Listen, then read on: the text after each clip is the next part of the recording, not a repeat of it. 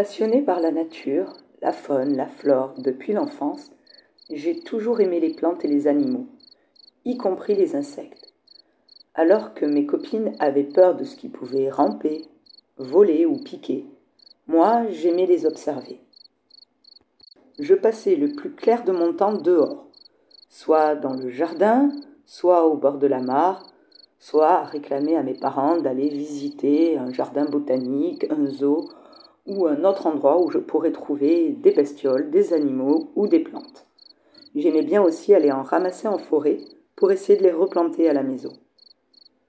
Mon objet fétiche était une petite statuette de lion ailé et mon doudou, une plante que j'avais eue à ma naissance et qui donc avait le même âge que moi.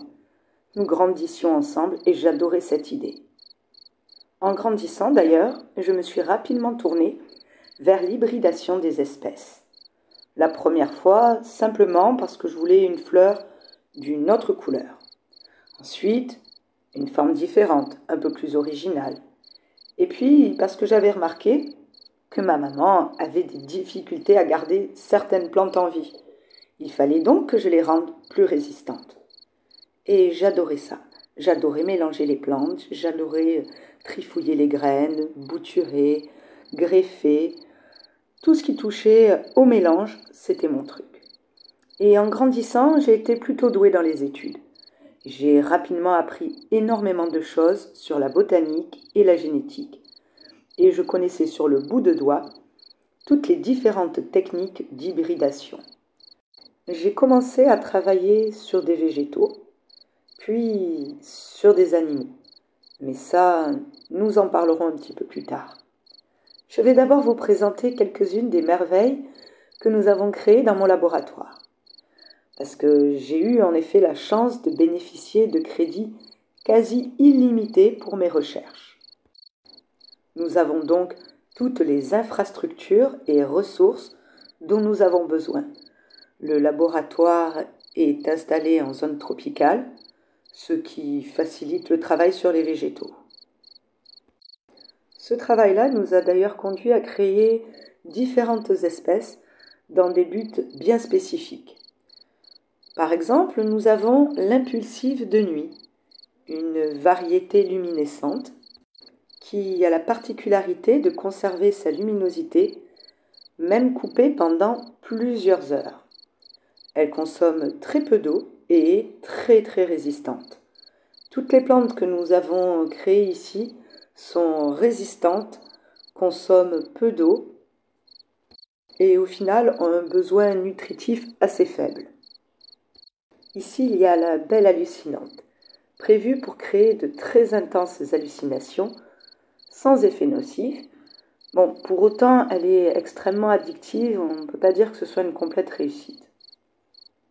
Après, nous avons également travaillé sur le mancelinier. Vous connaissez cet arbre, un arbre tueur. Le mancelinier est en fait un arbre assez commun, qu'on peut confondre avec un pommier, parce que ses fruits ressemblent énormément, mais il est extrêmement toxique. Et tout est toxique. Son fruit est toxique, son feuillage est toxique, son tronc et sa sève. Si on le touche, on risque de graves brûlures. Je me suis dit que ça pouvait être très intéressant de travailler dessus, à la fois pour l'utiliser en termes de poison, mais également pour créer une variété similaire sans danger.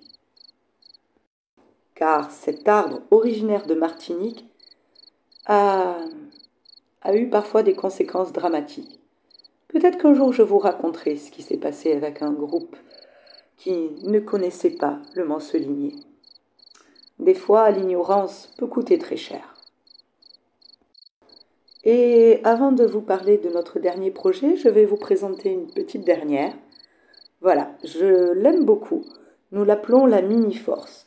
Cette toute petite plante peut produire à elle seule des tonnes de baies, en quantité astronomique, des baies pleines de vitamines, sucrées et au goût plutôt agréable, à mi-chemin entre la groseille et la framboise.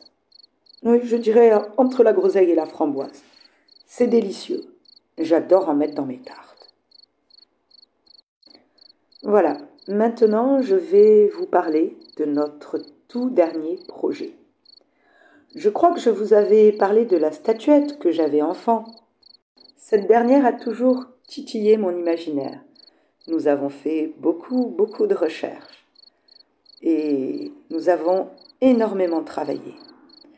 Maintenant, imaginez un lion qui pèserait entre 500 et 70 kilos, soit la moitié de ses ancêtres. Ah oui, quand même, 1500 kilos, ça nous a paru démesuré et inutile. Donc, et qui, tels que les mythiques griffons, auraient des ailes. Vous voyez la beauté d'un tel animal, et comprenez également l'utilité pour une armée. Surtout que nous avons fait de nombreuses sélections pour que son intelligence soit remarquable et qu'il soit réceptif au dressage dès la naissance. C'est d'ailleurs dans cette idée que nous avons créé le programme des accompagnateurs qui prendront soin d'eux dès leur naissance afin de créer des liens plus forts et de faciliter le dressage. Et devinez quoi? Les petits doivent naître aujourd'hui.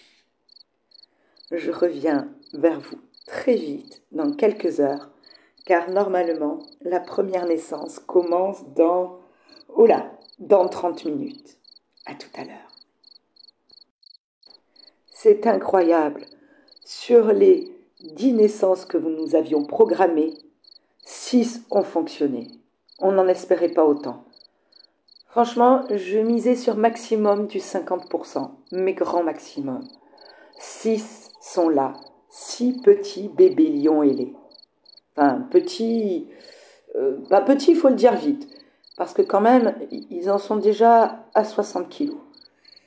Et apparemment, leur capacité à se développer est beaucoup plus rapide que nous l'envisagions. Ce qui nous l'espérons, n'entraînera pas trop de difficultés dans le lien que devaient tisser les accompagnateurs. Je retourne en salle d'études, je veux voir où ils en sont. C'est incroyable, ils sont déjà dans le parc. Le plus petit fait déjà 300 kilos. C'est incroyable. Le plus grand en fait 410. Leurs ailes déployées ont une envergure. Ils sont si beaux. Par contre, les accompagnateurs commencent apparemment à avoir quelques difficultés. Je vais vous montrer, venez avec moi. Voilà, ça c'est le plus petit. Vous voyez comme il est beau. Mais mon Dieu, mais qu'est-ce qui se passe?